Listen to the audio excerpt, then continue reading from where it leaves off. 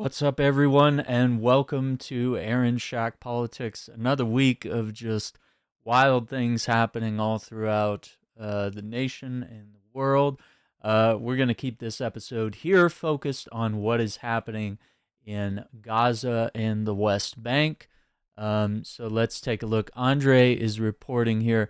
He says, "Come to Palestine if you want to help," and let's see what he has to say, because it is a pretty like heart-wrenching message here. Let me full screen it.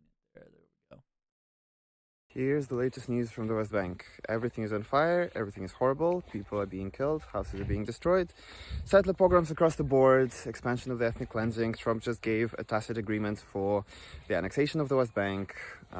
People are getting arrested en masse, and the settlers, with support of the army, are doing whatever the fuck they want. Here's the village of Umm al-Khair, which is right next to the settlement of Carmel. And the settlement of Carmel decided to now surround the village and try to create an olive grove right next to the houses. Here are the houses, and here that is them digging. And no, the olive grove is not a good thing, because it's just a way of land capture and encroaching on the Palestinian land. Yeah, everything is horrible, and it's getting worse, and I don't know what I can do besides just go around places and continue making reports. And I think I'm that's very sleep true. deprived. Yeah. If you want to help, you can come here. You can join the International Solidarity Movement or one of the other organizations and come provide protective presence. You can talk to your politicians. I don't know. Apply pressure. It's Boycott. things are bad. Things are very bad. Very strong point. BDSmovement.net. You can check out Andrey's content both on TikTok and X.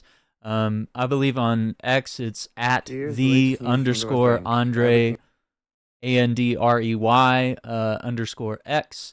And I would just say, like, continue that reporting. I mean, I know that kind of feels like the only thing you can do, and it kind of feels like, because that's the only thing you can do, it feels like you're helpless, because it's like, well, is your reporting bringing about change? Is it inspiring people? Of course it is. But, that change has to turn into boycotts. It has to turn into international pressure.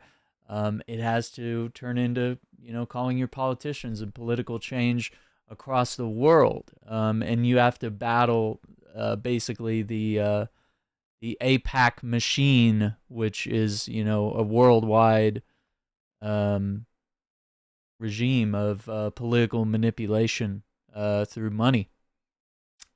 Very crazy. Let's see. I'm going to save this one article here for later. I have a few things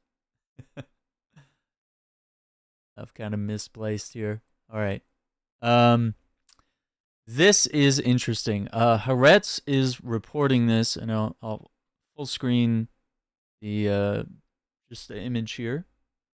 Israeli troops, actually here.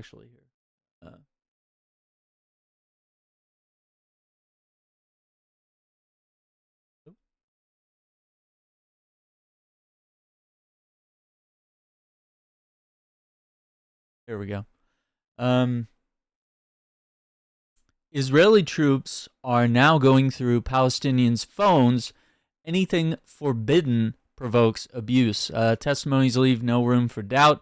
There's a new kind of military censorship in Hebron. And Ihab Hassan reports, "When I was in the West Bank last year, I was repeatedly asked by friends to delete the Telegram app when crossing Israeli army checkpoints.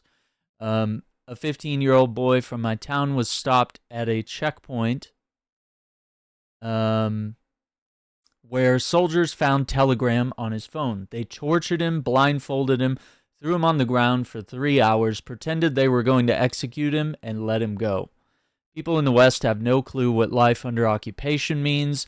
You can be tortured or even killed just for having an app on your phone.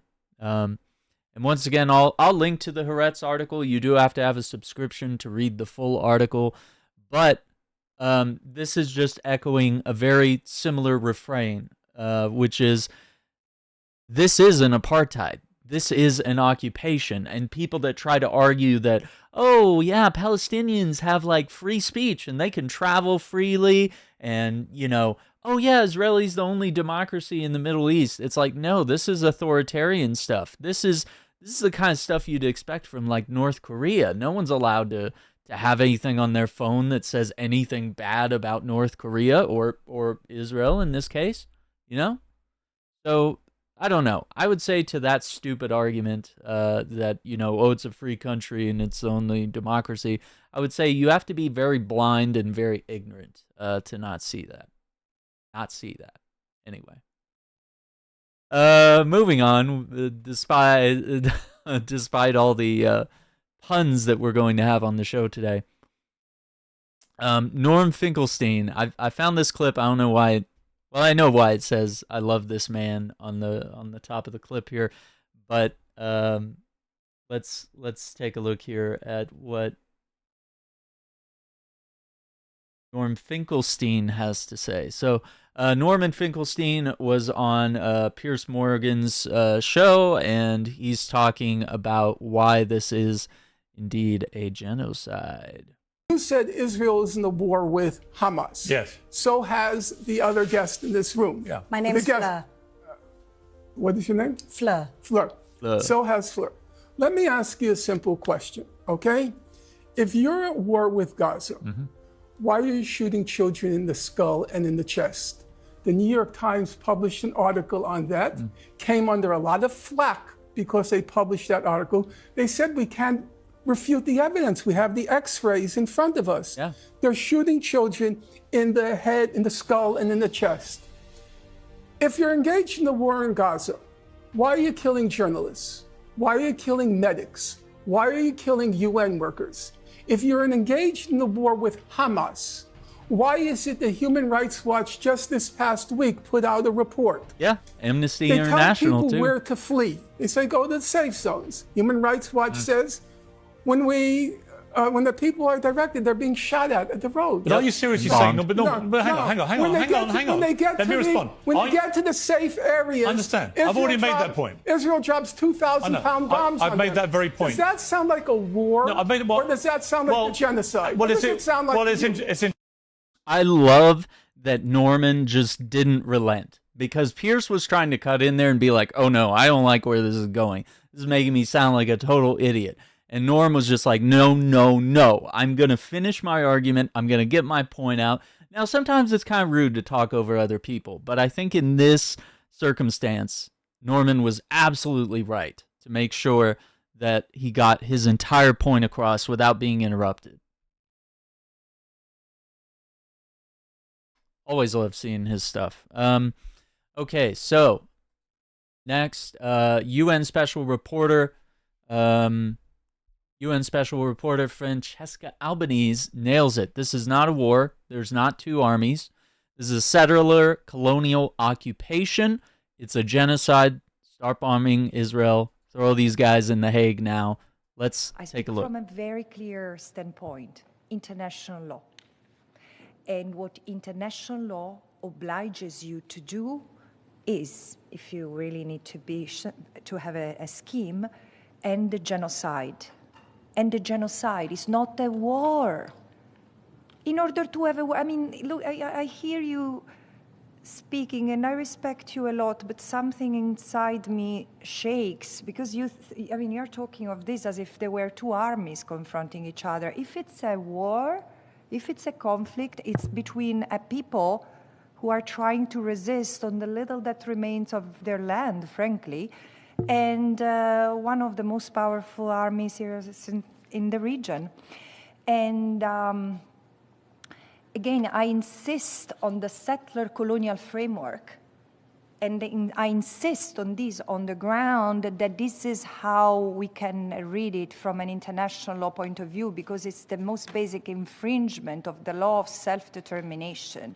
If you don't understand that this is a settler-colonial conflict, then please don't call it a conflict. Woo! Don't call it a... Yeah, I mean, she's absolutely right. It is a settler-colonial situation. You know, we use words like apartheid, we use words like genocide to describe what is going on. And, you know, they can say, oh, well, Hamas shoots back. But it's like throwing stones at, you know, someone that's responding with, like, nukes and missiles. Like, it's not equivalent.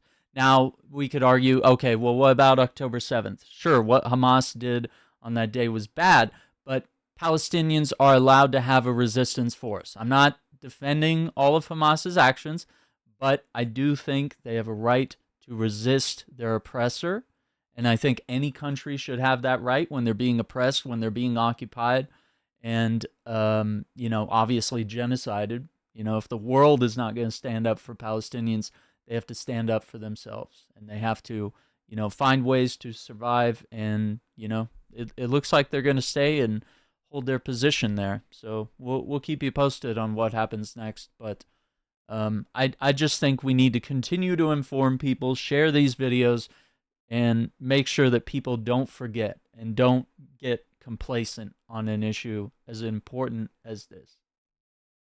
So we'll leave that there. Next story, I don't entirely know what to think about this. Let's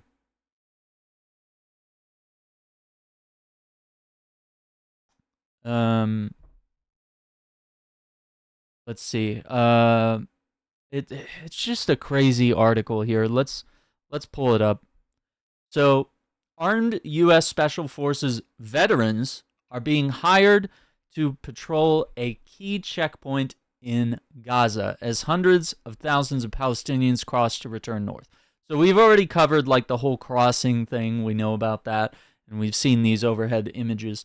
But UG Solutions, a private security company based in North Carolina, is hiring around 96 U.S. veterans to staff the checkpoint, all with Special Forces backgrounds, reporting from Reuters. The job starting rate is $1,100 per day with a $10,000 advance.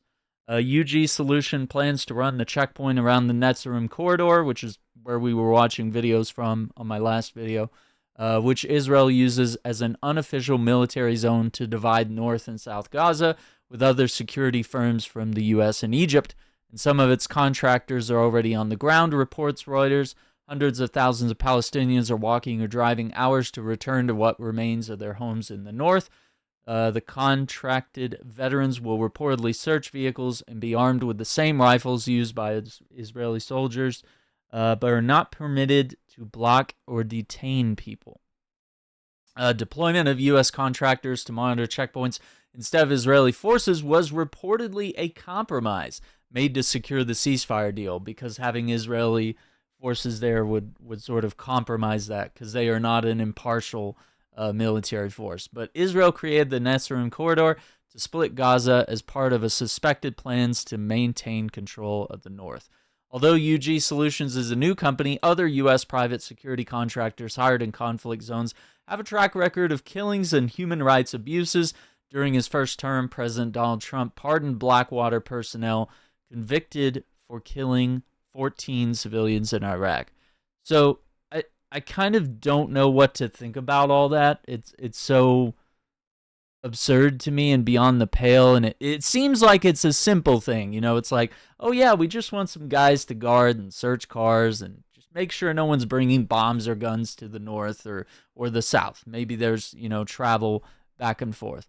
But when you hear about human rights abuses and, you know, that these veterans are essentially, you know, being given the same weapons Israeli forces would have, it just doesn't look like a good sign. It just seems like bad things are going to happen here.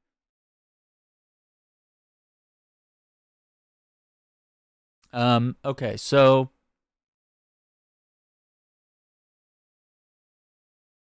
This next thing is rather disturbing because as of the 3rd of February, we have some reporting here from the head of the Gaza Government Information Office on the body count in Gaza, essentially. The genocide war has killed more than 61,709 people.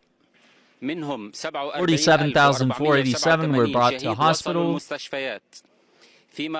while 14,222 remain missing under the rubble or on the roads.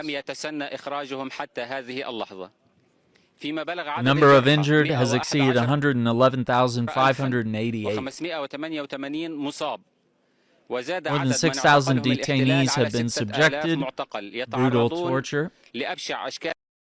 It's just absolutely insane. We're starting to see, you know, as they've had the ability to go between North and South Gaza, and people are searching the rubble, people are searching the mass graves, which I can't really show some of that because it would break terms of service, but searching the mass graves of dead bodies and finding people amongst the rubble, you know, we're finally getting a more accurate count. And we were thinking, you know, everything that's been reported has been like in the 40,000s, you know, close to 45, 46, but it's like now that's jumping up, you know, excessively because, yeah, I mean, we knew this and we've talked about this in previous videos, how, you know, this is an undercount. There's a lot of bodies under rubble and under missiles and just in any sort of place here. They're just not being counted because, you know, you don't have the freedom. We can't send in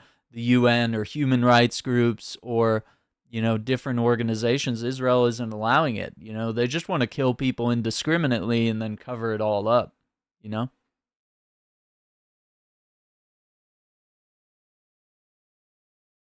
Now, the next thing here, I've been seeing this charted out, and I think this is a really good visual source here that provides some extra knowledge here. So let's take a look at this. You can see here a symbol on this uniform, and this man's going to explain it for us. On the uniform of an Israeli soldier. Look closely. What do you see? What does that look like? You see Palestine, Saudi Arabia, Syria, Iraq, Lebanon, Egypt, and a small part of Turkey. Yeah, so Israel, Palestine, Jordan, Lebanon, Syria, Iraq, Saudi Arabia, Egypt. That patch is showing you what the end game is for Israel, okay? So we talked about how Israel has stolen land in Lebanon, in Syria, the Golan Heights. We've talked, of course, excessively about how they've stolen land in Palestine, but this is the end goal, is to bring about, you know, sort of the Holy Land from the Bible or from even their, you know, Zionist texts here. And next to it is written, the Promised Land. What does this mean? Are Israel only fighting a defensive war? Or do they have a hidden agenda to continue to expand their land by taking over the countries around them? What do you think? Let us know in the comments below. Let us know in the comments below, man. Please. It's absolutely insane to me. Just going back, let's look at the scene on the uniform. Look at the patch again. I mean, that's the message that they're spreading here. You know, and this is the end game right here. So this war is far from over, or war in quotes, you know. This could expand, and their goal is to push Palestine out and move people into Egypt and Jordan and all these other countries. And these other countries have said, no, we don't want to aid in the ethnic cleansing of Palestinians. And also the Palestinians have said, no, we don't, you know, we've done this before. We've fled, you know, this country before. My family has that story of having fled the country back in 1948 when things were getting really bad. It's just insane to me that no one is seeing the end game here, and it's being stated, it's being displayed right before your faces, and that's why it's so important for independent media and, honestly, for anybody to be spreading this information and making sure that word gets out about what's happening, because otherwise you kind of go complacent. And this is an issue we can't afford to go complacent on, because, the only democracy in the Middle East is about to spread its authoritarian rule and its, Zionist evil all over the Middle East, whether you like it or not. This is just kind of an interesting aside from Asal Rad. She says, just because the U.S. government is ignoring it doesn't mean the media should.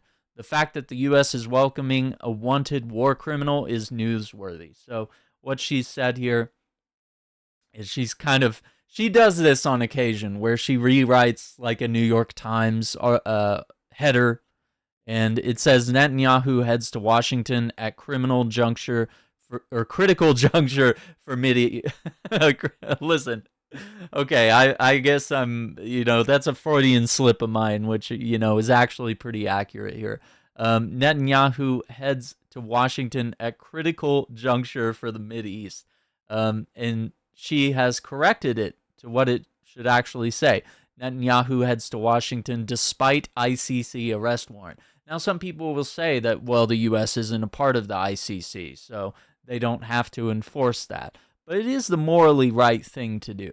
And just because you're not enforcing it doesn't mean that you're right. Just because you're not part of the International Criminal Court and held liable to its rulings and would have to arrest Netanyahu if he came into your country, doesn't leave you free from any guilt or protection of a war criminal.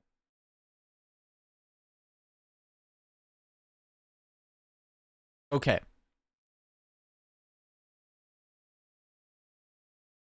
Now this next one.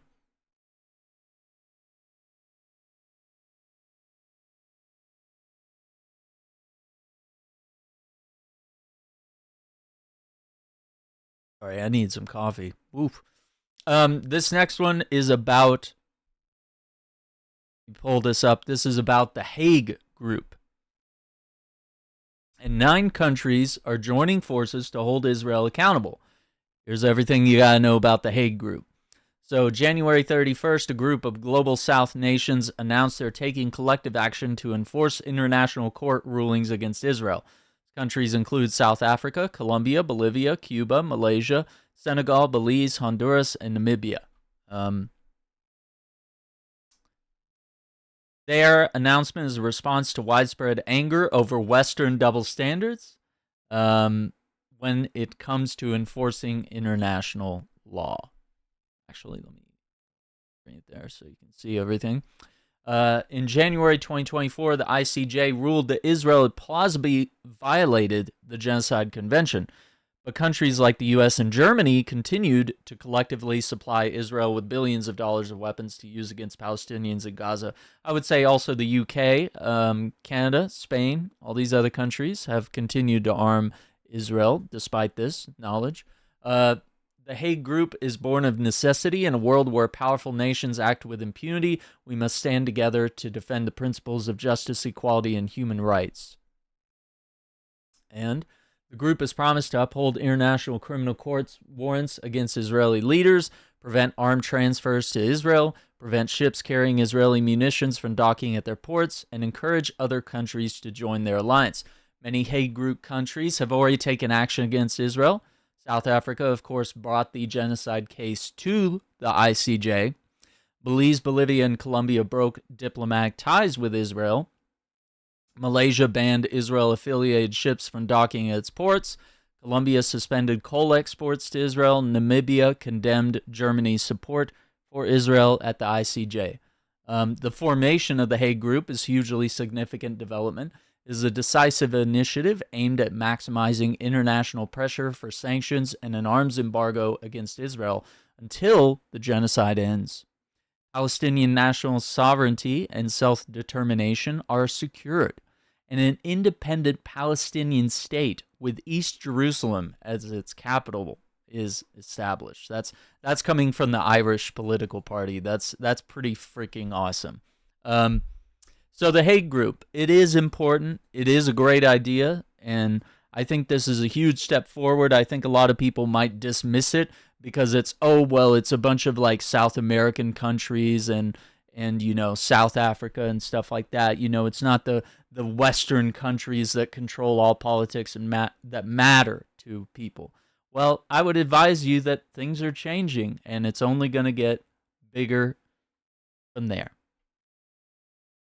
So, yeah, every little change, man, like it starts very simple, just a small drop in the pond, and then before you know it, we're in an ocean, and the waves are getting stronger and stronger. Now, I think I have, let me see, I got like 3-4 videos. Yeah. Let's see if we, that's about a minute. Okay, I think we can fit all these in. I want to talk about this. We're going to play a little game here called Is It Apartheid? Is It Democracy? And explosions demolished more than 24 buildings in the occupied West Bank. Okay. Once again, there's no Hamas here. There's no war. This is just outright ethnic cleansing and genocide. So they're saying these buildings are terrorist infrastructure. But, I mean, these are all homes. These are, like, apartments and homes and places where people live. Escalation in the resistance. Jenin, yeah, they've been bombing Jenin pretty aggressively. So next in our thing, Israeli settlers burn Palestinian properties in the occupied West Bank. This is on the 2nd of January, 2025. There they are, setting a tractor on fire as well. Despicable. But see, this is what settlers do. Not just the IDF, it's the very people of Israel. Israel military truck rams a vendor's cart. So we see one truck roll by. Second one just crashes through all that. Quite lucky that the person running the stand is probably back on the sidewalk over there. And you can see the aftermath there.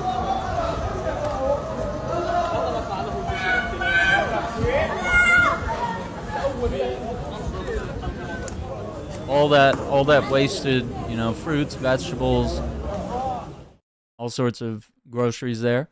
Israeli settlers run over livestock. And you can see that they, you know, let's play the clip again. You can see that they intentionally swerve into it.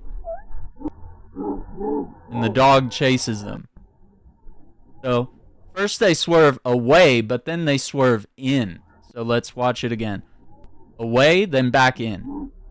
So intentionally running over animals, livestock, on Palestinian farmland. So that's our game. Is it apartheid? Is it oppression? Is it an occupation? Is it a genocide? Absolutely, unequivocally across the board. So that should shut up all the losers who think that, oh, Israel's the only democracy in the Middle East. You know, they are spreading freedom and justice, and of course the Palestinians have a right, and they have freedoms, and they have all sorts of abilities to travel across the land and go anywhere they want and work anywhere they want. That's all lies. It's all lies. So, I think from there, that is going to be all we have on this coverage of what is happening in Israel and Palestine, what's happening in Gaza and the West Bank. A lot of this stuff, it's despicable, it's disgusting, but we have to continue to stay informed. We have to spread this information far and wide. So I appreciate you for supporting Aaron Shack Politics. Don't forget to hit that like button, subscribe to the channel, ring the notification bell so you don't miss out on future videos, YouTube Shorts, them dropping, live streams. You can follow us on Blue Sky, Twitter, X, TikTok. All the links are in the description down below. And you can also find me there, Aaron Shack Politics. If you just want to search, you'll find me that way. So stay informed. Take care. Be safe. And we'll see you on the next one.